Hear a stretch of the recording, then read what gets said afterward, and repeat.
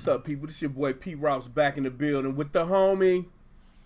Hey, what's up, everybody? This is Micah, aka CMS, In the and flesh. together, in the flesh, and together we are The Purple Underground. Underground. Yeah. What's up, player? Not much, man. Just maxing out at the crib. All right. That's what's up. We got an album review for y'all today. Hip hop album review. Hip hop album review. Yeah. We're gonna be doing a lightweight review on Pusha T's May 25th, 2018 release, Daytona. Again, it came out May 25th this year. Originally, the album was supposed to be called what? King Push. King Push. But he, according to several interviews he's done online, he changed it to Daytona because that's his favorite type of Rolex, a Rolex Daytona. All right. Now, let's just jump right into this, man. We got 7 tracks of dopeness. Right. Produced by Kanye on Good Music. And who were some other producers on this album, Michael? It was Andrew Dawson and the legendary Mike Dean. Okay. Straight out of Houston, Texas. All right. So, for me, an album this short should have no throwaways versus an album with 15, 20 tracks that has a couple throwaways, especially a hip-hop album. And most hip-hop albums like to have a lot of features. This one only had 2. And again, it's 7 tracks. And all 7 are dope. They're all dope. Period. Point blank. I feel like, Kanye put his feet in this one for the production. You know what I mean? Like, yeah, he did. He did it. Like, I thought the production was great. Top notch. For sure. And Right. I may have put my foot in my mouth with the prediction of Pusha T's album being the 2018 hip-hop album of the year for me, because I neglected that Nas's album is coming out June 15th. And it's also produced by Kanye. You know what I mean? So I may have put my foot in my mouth right there. But I'll go ahead and stick by Pusha T's album. And if I'm wrong, I'm wrong. I'll admit it. I'm a man. You know what I mean? And I hope Nas' joint is the bomb. I'm expecting nothing less. So, so what are some of your favorite tracks on this album? Let's see. Well, you want to get that? Nuh-uh, go ahead. Okay. Well,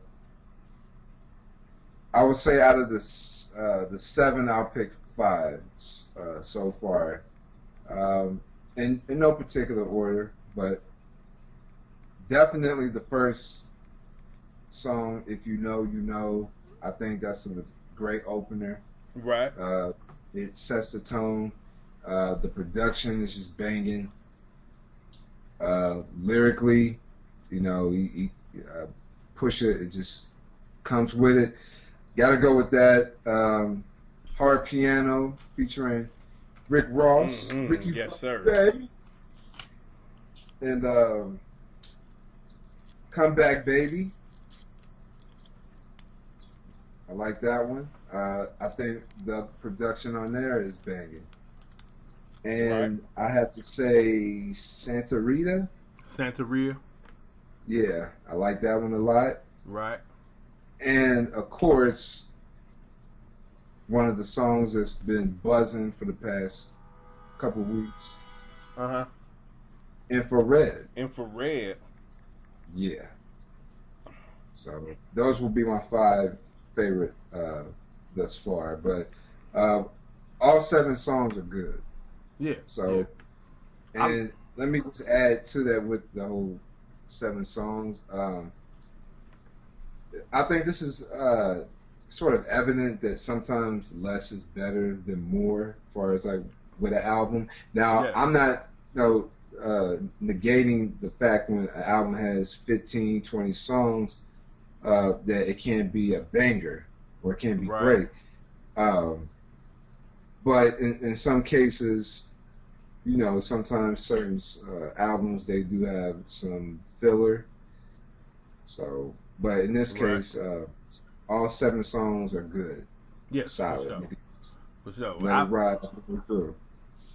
I feel like it ain't no filler tracks. I feel like, but my favorite 2 tracks is Hard Piano and Come Back Baby. Those are my 2 favorites right now. Yeah. But as a project, I feel like this is one of the more solid hip hop projects that I've heard in a minute.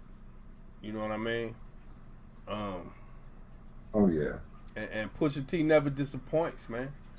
Never. Yeah. I mean, shit. Even like Infrared, and we gonna get into that later. If y'all didn't know, that's the first shot fired by Pusha T to Drake. The Drake. Hot. Yeah. I thought it was hot. But Hard Piano and Come Back Baby, they're my favorite 2. You know what I'm saying? Like, I ain't gonna say that opening line in Hard Piano. You know what I'm saying? It's a little bit too vulgar, you know what I'm saying, for YouTube. You know what I'm saying? But, if you heard it, you know what I'm talking about. That line was hot. Yeah.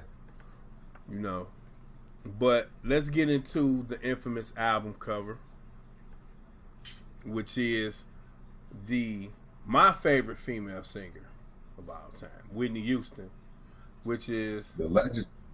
Yeah. supposed to be her bathroom taken by Bobby Brown's sister, in which Kanye purchased the picture supposedly for $83,000. Well, you know what? It ain't no supposedly due to it, because Pusha T already said it. Kanye bought it for $83,000. So, Right. and all the controversy stirred up from that. Was it distasteful, and is it distasteful? I think so, but I don't think it overshadowed the music. Right. When I first put the picture up on Instagram saying I was listening to Pusha T, it was like I had a dilemma. Like, I need to delete this because I don't think this is fair to Whitney. You know what I mean? And the king of R&B, Bobby Brown, said he was gonna knock Kanye ass out, or he want to whoop Kanye ass or something like that. But I'm thinking to myself, your sister took the picture. You know what I mean? Kanye bought the picture, but if your sister never took the picture, wouldn't be no picture out there. She put the picture out first, back in the day. Yeah. You know what I mean? So it's kind of like, dude, don't you think you need to talk to your sister? I mean, but to each his own. How you feel about that? Well, yeah, I definitely had some mixed feelings about it when I first seen the photo. But my question is, has Kanye spoken why he decided to use that? I mean, was he just trying to make some sort of artistic statement? Yeah, I think I heard Pusha say on Big Boy's radio show that Kanye felt like, due to the type of rap Pusha did, that picture kind of artistically, he felt like suited the album cover. Okay. See. Go. Okay. See, now those were my initial thoughts when I first heard the story, and then I seen the cover. Because Pusha T, he does, cocaine, raps, Right. Street you know, shit. Street shit. exactly. So, yeah, that's pretty much my whole take on it. Okay. I definitely can understand how a lot of people feel like it was very distasteful. Right. Yeah. So, Yeah, I get it. but I get it. but also I get with Kanye and where his mind was at too. So, Right. I mean, for me, if I was in Kanye's shoes, I don't think I would have did that. Right. Nah. Especially But paying $83,000. I think it was either 83 or 85. It was a 5-figure sum in the 80s. I know that. Yeah. So. So, wow. So. Well, Bobby Brown's sister, she got paid, I guess. Hey man, that's what this world is about: getting laid and getting paid. So. Yeah. So if you had to rate this album on a 5 turntable scale, what would you give it, sir? Just off the 4 or 5 times I've listened to it, it's still fresh to me. But as of right now, out of 5, I would give it a solid 4. Solid 4. Yes, sir. Well, I'm gonna go out on a limb and say this, man. Pusha T never disappointed. So I'm gonna go ahead and get this a 5 turntable rating. 5 Wow. turntable rating. I think this is a classic. I think every track is strong. You know what I mean? I think this is one of the best hip hop albums ever made and produced. See, like for me, I can't give it a classic just yet because it's still new, Right. and I feel like for albums to be considered to be a classic, it has to. You have to give it some time. Hey man, listen. I've been listening to this joint every day since it came out. Right. Probably got most of it memorized by now. You know what I mean? Yo, 5 turntables, dog. 5 classic. Okay. So, okay. what y'all think out there? What's up? What y'all think about the Pusha T album? You know what I'm saying? What y'all give it on the 5 turntable scale? Y'all can leave them comments down in the thing, in the comment box or whatever. So we're gonna go ahead and sign off on this. You got something else to say? Just check out the album. I mean, like you said, Pusha T, he just, he doesn't, disappoint. Right. I mean, physically, he's still sharp. I mean, he's always on point with his skills. Yes, sir. So, and I would say he is. I want to say he's the last of the street rappers, but he's one of the few that's currently active, along with people like Meek Mill and Yo Gotti. But out of the 3, he's the best, in my opinion. For sure. So, yeah. So other than that, shout out to all the subscribers, everybody who continues to support the channel. Much love. The Facebook group page. Just have to acknowledge those people.